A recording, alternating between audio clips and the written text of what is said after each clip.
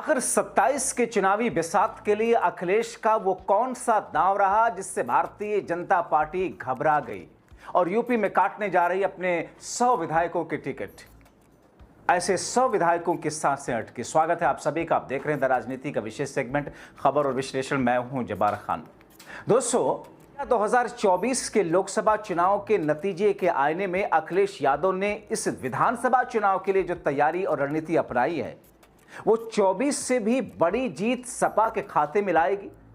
और ये चिंता, ये बिंदु दरअसल बीजेपी को अपने 100 विधायकों के टिकट काटने पर मजबूर कर रही।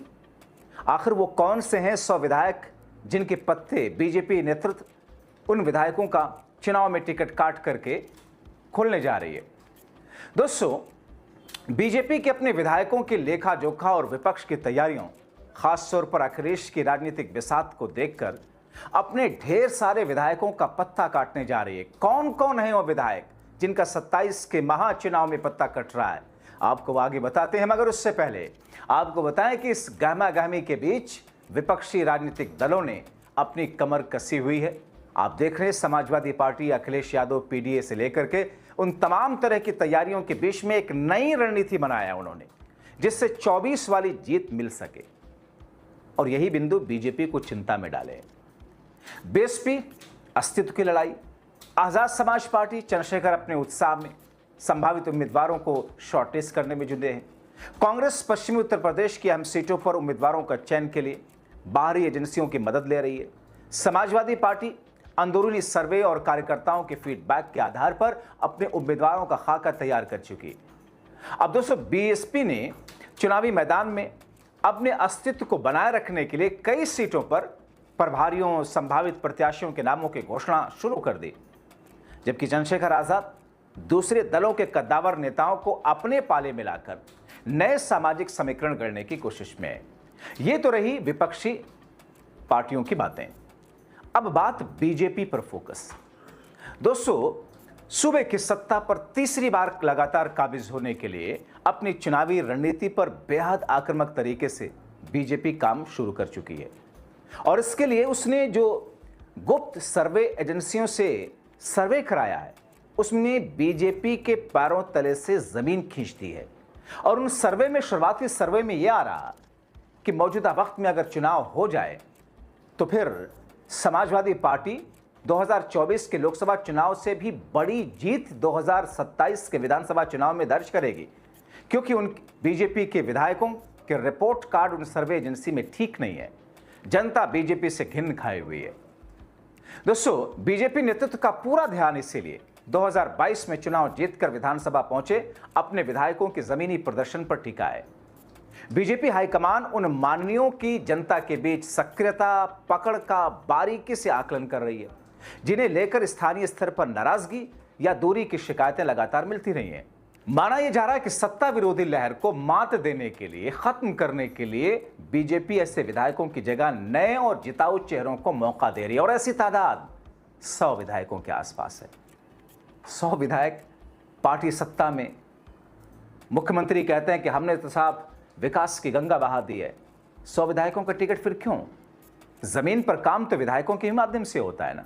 खैर दोस्तों, चुनावी तैयारियों को पूरी तरह निष्पक्ष, अपने स्तर पर सटीक रखने के लिए बीजेपी आलाकमान इस बार एक विशेष रणनीति अपनाई है। पार्टी के वरिष्ठ पदाधिकारियों के मुताबिक विधायकों की जमीनी हकीकत, जनता के फीडबैक को जानने का जिम्मा अलग अलग स्वतंत्र बाहरी एजेंसियों को सौंपा गया। और इन एजेंसियों की गोपनीय रिपोर्ट, गोपनीय टीमें पिछले कई दिनों से उत्तर प्रदेश के शहरों, कस्बों, गांव में डेरा डाले हैं।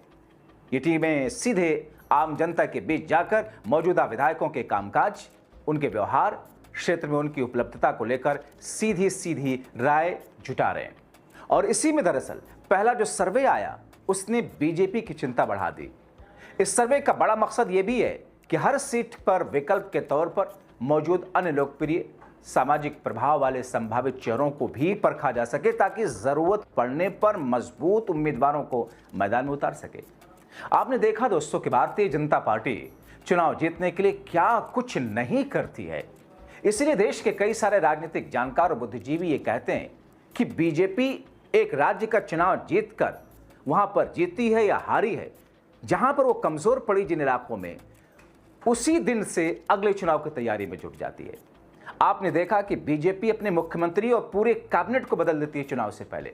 गुजरात आपको याद होगा, उत्तराखंड आपको याद होगा, हरियाणा आपको याद होगा, बहुत सारे राज्य ऐसे हैं। बीजेपी का ये महासर्वे जो कि चल चुका है और चल रहा है, उत्तर प्रदेश में मंडलवार तरीके से लागू किया जा रहा है।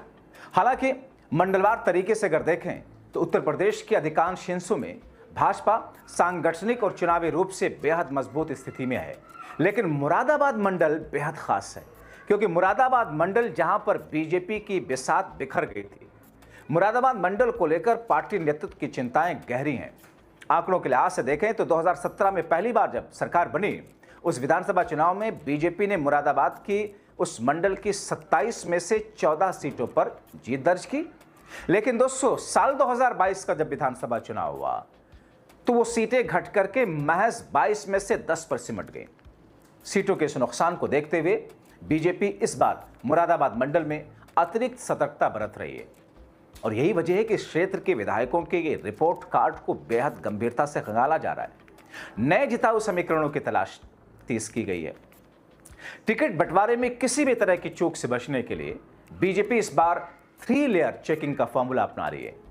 एक तरफ जहां पार्टी का स्थानीय संगठन जिला क्षेत्रीय स्तर पर संभावित मजबूत उम्मीदवारों का पैनल तैयार कर रहा है, वहीं दूसरी तरफ स्थानीय सांसदों, राष्ट्रीय स्वयंसेवक संघ यानी कि आरएसएस से भी उनका स्वतंत्र फीडबैक मांगा जा रहा है, और इसके बाद बाहरी एजेंसियों द्वारा तैयार की गई जमीनी रिपोर्ट का मिलान उनसे संगठन और संघ की सूचियों से किया जाएगा। जिन नामों पर संगठन, संघ और बाहरी एजेंसियों के सर्वे में एक राय बनेगी, उन्हें ही 27 के चुनाव में टिकट की दौड़ में सबसे आगे रखा जाएगा। एजेंसियां जल्द ही अपनी अंतिम विस्तृत रिपोर्ट पार्टी हाईकमान को सौंपने वाली है। इस व्यापक सर्वे में, इसके दायरे में सिर्फ विधायकों का व्यक्तिगत आचरण ही नहीं है, बल्कि योगी सरकार की लोक कल्याणकारी योजनाओं, कामकाज को लेकर जनता का मूड भांपा जा रहा है। बीजेपी ये गहराई से समझने की कोशिश कर रही है कि सूबे में किन योजनाओं का असर सबसे सकारात्मक हो और किन मोर्चों पर जनता के बीच असंतोष की स्थिति बनी है। बीजेपी नेतृत्व का मानना है कि समय रहते मिलने वाला ये सटीक फीडबैक इन्हें अपनी चुनावी रणनीति को समय पर दुरुस्त करने का मौका देगा।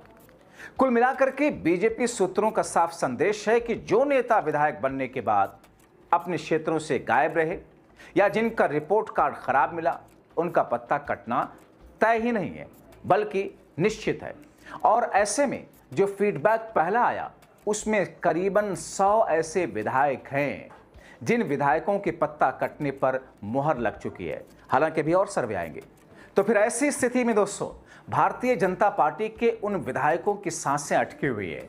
हर कोई ये जानना चाहता है कि सर्वे में रिपोर्ट कार्ड गड़बड़ होने में कहीं उनका नाम तो नहीं है, क्योंकि दूसरी तरफ एक तरफ बीजेपी योगी आदित्यनाथ अपनी सत्ता बचाए रखने के लिए विधायक हों या कोई भी हो, किसी भी कुर्बानी से पीछे नहीं हटने वाले।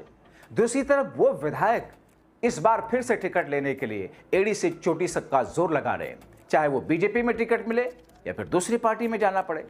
अब यहीं पर खेल होगा। बीजेपी जिन लोगों का टिकट काटेगी उनमें से बहुत सारे ऐसे होंगे जो सपा और दूसरी पार्टियों का दामन।